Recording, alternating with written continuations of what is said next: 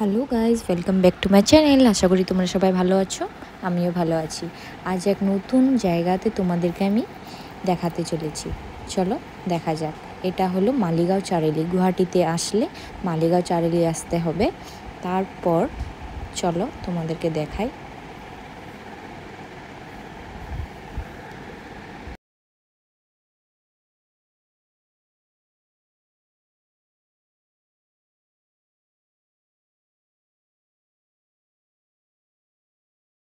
তারপর মালিগাঁও চারালির থেকে Jalukbari bus stop অবধি আসতে হবে। জালুকবাড়ির থেকে তোমরা যেতে হবে, মেন লোকেশন হলো আমরা যেখানে আজকে যাচ্ছি মদন কামদেব।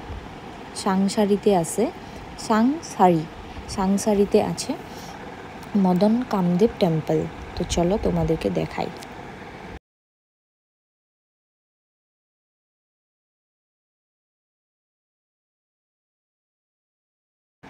খুবই সুন্দর একটা মন্দির। এখান পথে যাইতে মানে এত সুন্দর নাজারা, খুবই সুন্দর। পাহাড়ের মধ্যে যে মন্দিরটা যাচ্ছি ওটা হলো ভোলেনাথের, শিবজির পাহাড়ের মাঝখানে মানে জঙ্গলের মধ্যে একটা মন্দির। চলো তোমাদেরকে দেখাই। বহুত পাহাড় উপরে উঠতে হয়, বা গাড়ি বা ক্যাব যে কোনো তোমরা নিয়ে আসতে পারো।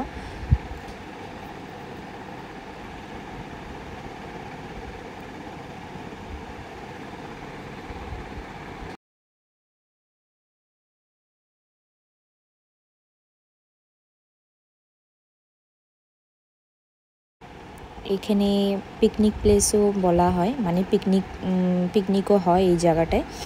তো খুব সুন্দর মন্দিরটা। কোনোদিন গুয়াহাটিতে আসলে মদন কামদেব মন্দিরে আসবে। এই যে দেখো মন্দিরের গেট পৌঁছে গেলাম আমরা।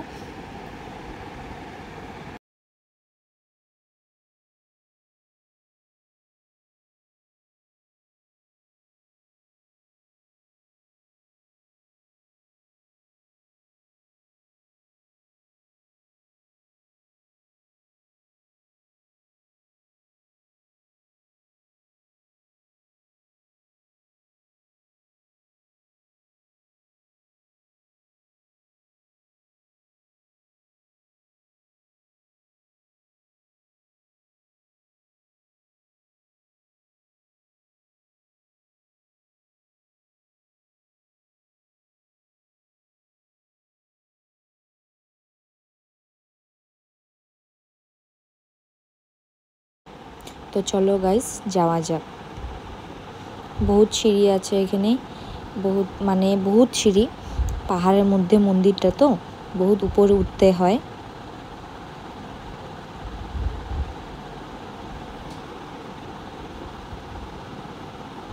এখানে ফটোশ্যুটও হয়, খুবই সুন্দর জায়গা, তো এই জন্য ফটোশ্যুটও হয়। এখানে এসে আমি সবাইকে দেখছি যে সবাই ফটো ভিডিও সব করছে। খুব ভালো লাগছে দেখে, খুব সুন্দর। মানে পাহাড়ের মধ্যে মন্দিরটা, তো চলো মন্দিরটা দেখা যাক। এই যে দেখুন, মন্দিরে ঢোকার মানে বাইরে পূজার জিনিস এগুলো নিয়ে বসে না, মন্দিরের ভিতরেই নিয়ে বসে। তো সামনে আমরা ধূপ চাকি এইসব নিলাম, বাতি। তো এই যে দেখুন ভিতরে মন্দিরটা, এই যে চাকি নিলাম। এই যে দেখুন শিবের মন্দির বাইরে, মেন শিবের মন্দির আমি তোমাদেরকে দেখাচ্ছি। বাইরে এটা শিবলিঙ্গ, আর যেটা মেন শিব মন্দির এটা পাহাড়ে। এই যে দেখুন মেন যেটা পাথরের দিয়া বানানো, বহুত আগের কামদেব মন্দির, মদন কামদেব মন্দির। এদিকে তো ভিডিও ফটো তোলা তো নিষেধ, আমি তাও ভিডিও নিচ্ছি। খুব জাগ্রত মন্দির। গুয়াহাটির থেকে প্রায় 40 কিলোমিটার দূরে এই মন্দিরটা। এই পাথরগুলো দেখুন, খুব মানে প্রাচীনকালের, বহুত আগের এইসব পাথরগুলো। তো এই মন্দিরের বিষয়ে আপনাদেরকে কিছু কথা জানাইতে চাই। আমি যেটা শুনছি আমি সেইটাই বলবো আপনাদেরকে। তো যখন সতী ভস্ম হয়েছেন তখন তো ভোলেনাথ যেটা শিবজি, সে তো উগ্র রূপ ধরেছেন। ধরার পর এমন একটা টাইম আসলো মানে সে নিস্তব্ধ হয়ে গেলেন। তো সে নিস্তব্ধ হলে তো জগৎটা কে চালাবে? তো কৃষ্ণ হোক বা ব্রহ্মা হোক, সবাই বললেন যে মদন কামদেবকে ডাকা যাক। মদন কামদেব যখন আসলেন ওনার স্ত্রীর সাথে। তো ওনাকে মানে আদেশ দেওয়া হলো যে ভোলেনাথকে তুমি জাগাও। তো উনি যখন ভোলেনাথকে জাগালেন তখন ভোলেনাথে রেগে গিয়ে তো ওনার ত্রিনয়নটা খুলে তখন কামদেবকে ভস্ম করে দিয়েছেন। তো এটাই আর এই মন্দিরের রহস্য।